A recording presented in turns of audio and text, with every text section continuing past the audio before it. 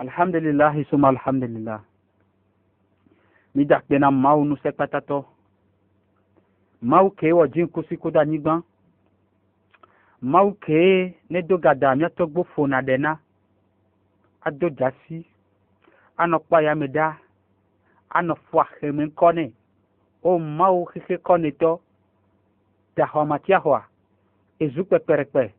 Segele di segele do. Enu se katato. Mau wa mi le mla a hemen kone. Nyato gbo se gome. Yo mla na hemen kone mau wa. Eye jena kafu kafu. Eye ni mau. Mavoto. Eye mu die o mu die chaon. Ye nde pe cha mu sokude o. Ye le ni mau ke wone. Eye do na fio. Gbadidi na fio. Eye nana nunya. Enunya lao. Eye gbavlina agbeto fomi vita. Eye demito ke mi mu nyinde pepe wa. Eye va na mi trozu enu. Eye fia mi nunya. Eye fia agbeto nunya. Ya agbeto le kpobe su. Allama li insan. Ma lam yalam. Mau fio agbeto nunya. Agbeto va le kpobe yesu. Mi le yom mauwa. Mi le fwa hemi nko wani. Ye mi le bio benuti fafa. Ebe yaira. Na eba me dodo kekem. So Adam ji. Vaje Noah ji. Vaje Abraham ji. Vaje Mose ji. Vaje Yesu Kristo. Maria bevi ji. Kaka vaje waba domle koyona be Muhammad. Mau benuti fafa. Mau be yaira. Neno kudo ebe ame dodo to heo. Ni dakpe na mau ke womi. Ye mi ni Moselem to. Ye egbebe tanya. Egbe kemile. Wetriwere kagwan. Be nkeke abasire kegwan. Egbebe tanya le nibe. Ade kemila o. Ye luti fafala no anyi gbanji tegbe o. Ade kemia o. Mi pejo de sibe nti fafan gbale o. Otofia olano senya o. Ye mi le grobe. Nyatepe. Le nonome o patame. Enu gome mase. Kudo. Enu ko pata le joa. Yebe dontia le gbogbome. Nemi le gbogbome ba padia. Mi la tem. Po donti. Nyanu ke ole jole hihiame le iyame. Wa nemi mutele gbogbome ba padia wa. Mi mdatele nde pepe o. Yemi be nya mi la so vide ke le nyata nyasia. Nyasa pero agbeto fomi vianti le gbogbome ba padi. Alebe ne nti fafa bano hihiame. Sigbere ke no onye khoseto ke le klalo. Khoseto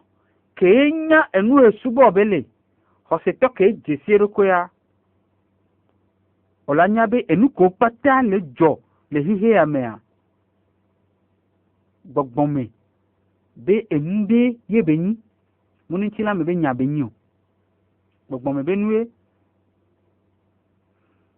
Ye nemi le kpore ke nemi le jibe deke nemi le jinti fafa banani kuro ejuno no nyue kuro no viwo banani le hihe amea matema nani nema nyibe o agbeto pomevi okpo ejo jesibe nyatepe agbeto pomevi a jagore e jago nukentie beji ago do nukentia agbeto pomevia e jago tohere na maubese sesere sesese amevere ya agbeto pomevia pata o jagodo wana agbeto pomevia tele sesese amevewa do esewa ele nyinu kentie ho mau edomido da hihiame esewa de kanti pepe ebe domido da hihiame ro. L'ennemi Mose va gbaleme. Le Deutéronome va gbaleme. Deutéronome 6, verset 4. Mose le globe. Shemanu Israël. Wido to Israël vio. Adonai Eloheno Adonai Ehad. Wido to Israël vio Yehowa mau ele nyabe mau de ka honko. Nyake Mose glonamio ye enya tire benyi la gbale opatame Yeno ikora koko me le surat 21 verset 25 egobe prophète obe pupu mea ole bonami be wa ma arsalna min qablika min rasuli illa nuhi ilayhi annahu la ilaha illa ana fa'buduni. Mimu do prophète arek jinkona wo Muhammad ma obenu ti fafa ku yere no kudwe ne manyo mi gwane be adida sebe maude ka ho ekwele ye eye Muhammada ma opa me dodo no dida sea be maude kele ye nya subo ye maude ka ye mdo prophet de pepe jinkona owo ne manyi be nyawa ye gbona prophet won pata o ye nya ti won la gba lo pata me ye no oyi Deutéronome bagba oyi Esaïe bagba le me le Esaïe 45 verset 21 tiens obe il n'y a d'autre Dieu que Dieu seul, c'est lui seul qui sauve ma bu bare kama li sato ma de ka ho kontio e yere ka ko nyina me ke he na me to la fokume ma u de ka ye enyati ya mila ko le Jésus Christ Maria be vibe agbale me ke le ni évangile le Matthieu 22 verset 37 à 40 Yesu ole bje Yesu be Ezekiel ni segmento ke Yesu la do nyati wan ti etro nyake Mose le Deutéronome 6 verset 4 nebe ni do to Israël vio Yehowa mawe le nyel mawe de ka honko be ola hlon Yehowa mawa kura pe dio kura pe nu sen kura pe tame susu ebe mi pa vegwara alon no vio se un toke ni Allah akbar ese ame veon tutu gba le mawo do mi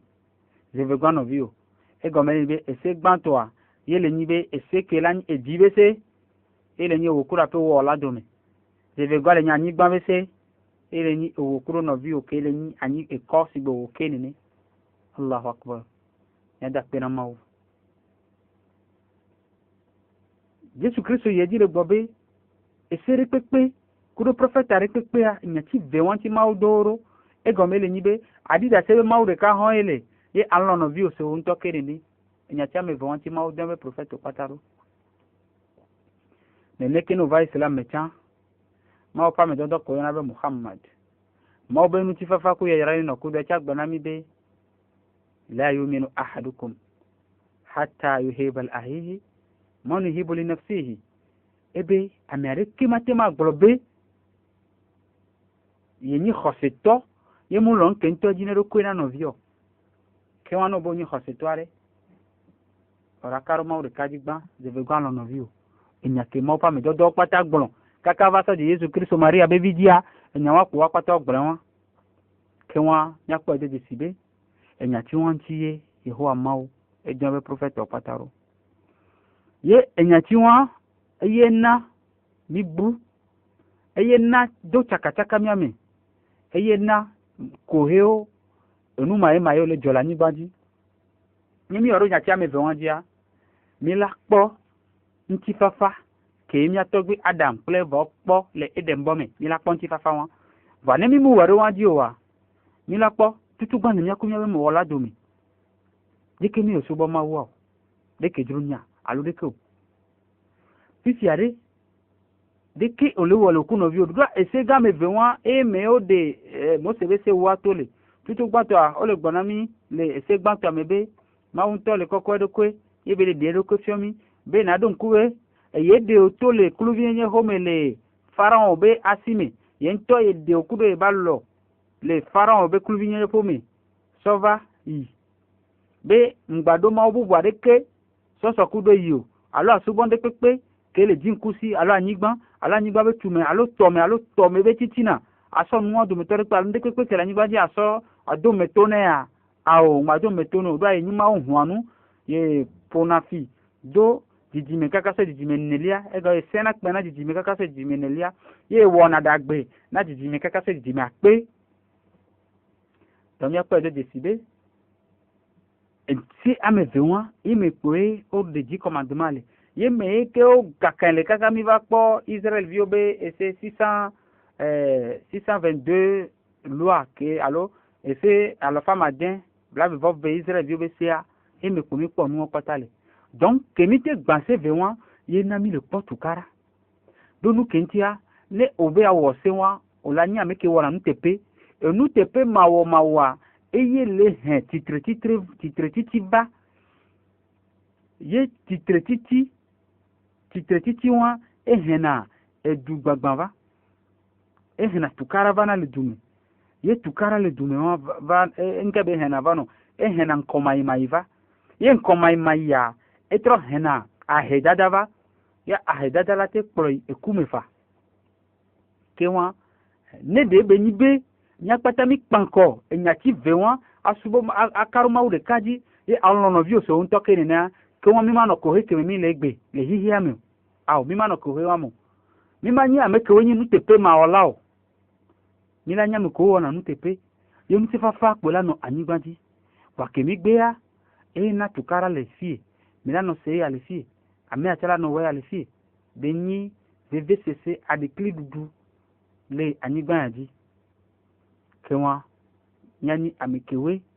la jesi be nyatepe mi twafo jenawame mi twafo maube jename mi twafo nyantenya be jename eye le henva be mi le po enu mai ko mi le se gbele anyigba si aji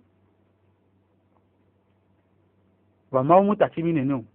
mawu hu agbore kanami ya gboke mawu hu na mi anemi koran kokwe mi la pe jeje sile prophète bebe agbalemi kele ni Noah nimi Quran kokweme maule gonami le Quran kokweme be fakultu astaghfiru rabbakum innahu kana ghaffara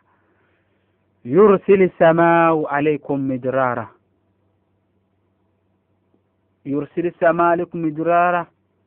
wa yumjidukum bi amwalin wa banayn wa yaj'al lakum jannati wa yaj'al lakum anhara ما لكم لا ترجون لله وقارا وقد هلككم أتوارا مولى بنامي دي فقلت استغفروا ربكم نبيون يابن ماو سوسوكي إنه كان غفارا بلا سنة بلفو سوكيني يرسل السماء عليكم مدرارا yene be sonya penfo kemiela na jila jason jingolio me la kora nyigba ke kwa la gbagbe mi bien mau sosoke maula nami kesinonu mimi le dis kesinonu ave bien sosoke no le di e viaira wa banain o le di viaira bien sosoke maula no viaira ke won mon popo ke le nya sea ile nya me sea me lave o sosoke be gbedura me sea me lave o sosoke be gbedura yene mi ve o sosoke be gbedura mi ni tanweto mau ya la sokemi apata mau la sokemi in sokito mau lo na soke ibe soke na ta do ebe ni gemike okpobe odavo ngbati jimaledu puju va egbo nous vont en tetri ale gbegbe e mau le gbe soso la soke o ke won mi po donti nanu ti fa fala ni gbanje won nya puju nya e mau gbo ni e bi soke ye enuwa wula dele secret dele ne egbe okpotu karare le duremi ne benibe edwame to po edojesi be nyatepe yo twafo jena to hereme kele ni e kachacha kala no ewokudo ape wola odome kuru e kachacha kala no ewoku no vi odome o po edojesi be yo twafo ne lebe jena wame yo puju va ma ugbo a mawu le gbe soso la onde pepe ela tron ke mi mu kare dio ela troe dwane ole no me omea no puju va mawu gbo va le bia soso ke a kafa mi na po eduame ke mi le po maso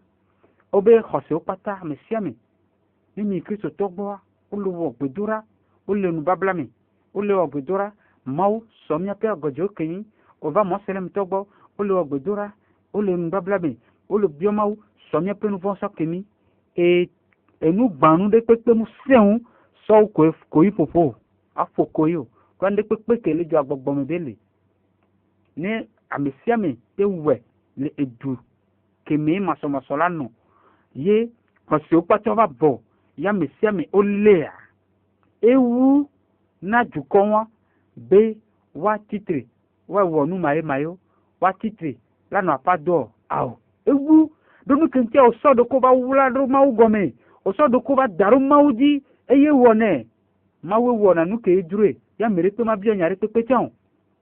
mawu wone eye ni nu se patato eye dona me ke dure efio eye wona nu ke dure ke wana o siva mawu gbo ne niari beni du ko blu apata o siva mawu gbo ba le famvina mawu bo ami pe de si mawu ma senya be bi fafa de mi ante mi aso be mi seun ye mi la tite be mi la wea awo agbeto mu do nse o mawu be do mi le gbojogbojo mi yi be pokoko na mawu yi ni ave bio mawu sosoke ho mawu la soke o la fun agbo mahun no la tu emoke le yin mo vondi no la wonde pepe ke o mu tete o mu kudre po la we no mawu e won entu yin be mawu e wunde pepe e le yin sento e ye ne be joga da me se me fana viona mukan ape koko le hihia me o la pudu va ho agbo la beru gomeni ye enti nya de dolobe Hosea enyi enumuame na duko aleketongo be ne fifi dia amesiame le jima obe nkumi yenti la le nu va le do ma ovi o va le do an vi ba o le tramoro parce donc enti amesiame le jima obe nkumi oteni nka kokko ke la si ole edukwame o la siamau yenti le nonome toheme evo ke la ni nkonola khosetwa mu hia la de do ko fion klipan be nya alo ya de keji to muni alo ya de keji to munyo awo mu hia le godo ma mu hia donu kentia du siba loto o hia o emi oba loto cha o hia o va le defio du sito be ya mioto jinuli otro le defio mioto be du sito muni ke wa mioto ke le hia wade ila gbaten gogo wa awo vano onima o fami onima o pe du kokolola ola non kona du kopata ole na mesiame ole na zeto ole na fiafi ole na mesiame ne omute de doko o sodoko gogo wade adikola ola hun wadoko no ola pompo no be maube mi wodeke wa tentro de ke ola o to wa doda si benyina mi doda si benyina nya be konola ke o le nkonami le subo me wa no ni ameke la ni ame nya se si ame ke le gbalo nya so ro ne niaji ele gbalo muni de o le gbalo si bebe muni de awo enyi nu gari voa mule defiobe mule edusidi alo mule emiojo alebe ameseme bapuju wa gbo ye olate honao kama doda simon popo benyinami ne otewe ne mia ela dondio donu kentia emioji to kudu si to patola puju wa gbo ye ola hun wa weje ono do hin manya molewe do hin onya voa sokuru mau nyako ya gbona ontia wa be jira trop pujuva ye ola no jojo eji inebele kwa mau ba bemiam ye nemi mau pa me dodo Muhammad mau be nuti fafa ku ye jira ni no kudue e enu hula me nyaome e gbonya robe nyatepe le no me nyuele hoseme ai le nibe ola no enu ke maulo yo la triun ke mautri e le nya me ke le khose adodo munu be nu ke diolon awo nu ke maulo lo nu ke mau gbe munu be amea enyi gbonye amea ele gbonye nti ayi po malon awo nu ke dia we mau bana ni nya segomi ye eye jire gbobe enu ke lani eya enu mau yuyuru ano koko mo ben ko iji bo be wona enyi enu nuere nto muni enu kela be gbronya agbaju wa enyi enu kela ponupo amola bo dagbe won ye be gba ye ji le gbobe agbani ameke la no nu ko nto jina do ko alo na no view ye ne benyi be le nyatepe me nyatepe gbolonya ba mo ne omunya nyare so nti wa bonu ni ba muwa unya mekiwe o khose fanvan yele nyatepe me ni mu le di enyati ke la to le kolala nko la ni nyati ke la mamio donu kentia ne mi ma fa me dodo Muhammad sallallahu alaihi wasallam be enu khula me nyame ba enyawa me mi somya be association nya be pupo po ben kole be même père même mère go tori ka no rekavio ba ogbonle enyati wa me le ebe enyati ebe gbon ebe duko patele yi patapate me be nya pata nya di da sebe mawu de ka hon pele ye enye Muhammada ma fa me dodo muni nya pata enoreka tori ka mi nya toni Adam nya noni Eva nya be nunu amesio kuro nya be hu mu jamere pepe la twa na atwa fo me na mi kaka vane game ke nya dogo nya be walao eye dile globe arabu vire pemele nkona yovo re pemele nkona arabu vio ame ibo mu nkona yovo chamu nkona me ibo ne manyile ma vovo mu fa me ke wule nya mele nya me ke vona ma uso enya ke Muhammad sallallahu alaihi wasallam gbona mi won donc won mi mu le di enyati ke la tolo nume la gbele nu bon enyati ke la bomi enyati ke la bo alo dusi kuro mi oto enyati ke la bo Kristo to kuro Muslim to enyati ke la bo trosubola kuro khose to enyati ke la bo juko e nyami le di nyabe dada si le nyabe fupo fo mea e le nyewa enyati won ko mi le di ke won ma ba vemianu e ho ma ba jomi ba pere mianti ma ba khomia be ko fanami e ko mi blonyoria mawu e woni se soketo ko mi blonyoria awaro mi abe e dada si nyo menami va e ko mi dale mea muni